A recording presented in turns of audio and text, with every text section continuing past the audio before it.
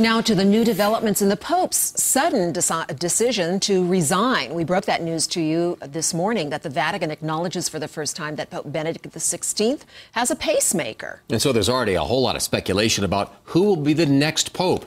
As ABC's Nick Schifrin shows us, whoever it is should have a strong vision of the future.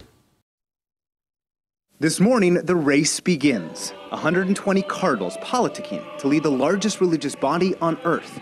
They'll choose a 21st century pope who tweets, travels, and speaks a handful of languages. The new pope has to make it clear he is the pastor of the universal church, not just the Bishop of Rome. And that's something he can do now in the age of globalization. The new pope will have to inspire and unify 1 billion Catholics, a religion simultaneously collapsing in the West and booming in South America and Africa. Which is why odds makers say this cardinal is one of the favorites. Peter Turkson of Ghana would be the first black pope. The time has always been there for an African pope. Other top contenders include Canadian Cardinal Marc Ouellet and Angelo Scola from Milan, a familiar face for the mostly European cardinals. The balance has not shifted in the College of Cardinals, the people who will be electing the new pope.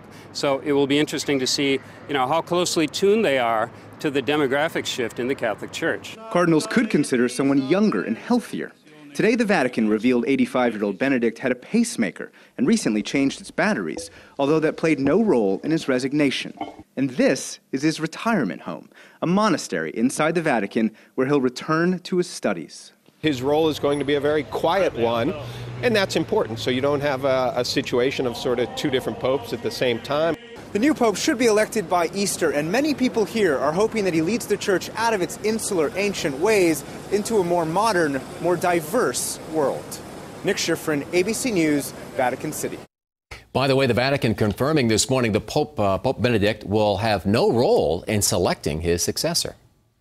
The Senate Armed Services Committee plans to vote today on Chuck Hagel's nomination to be the next defense secretary. He faces fierce opposition from fellow Republicans who've challenged Hagel's past statements on Israel, Iran, Iraq, and nuclear weapons. Senate Majority Leader Harry Reid is pressing for a full Senate vote on Hagel later in the week.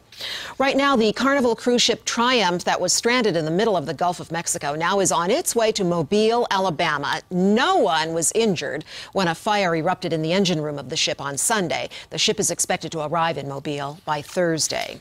2 University of Maryland students are dead and a third is in serious condition after murder-suicide early this morning. Police say one of the men set a fire in the basement of an off-campus residence, and when his housemates confronted him, he shot them.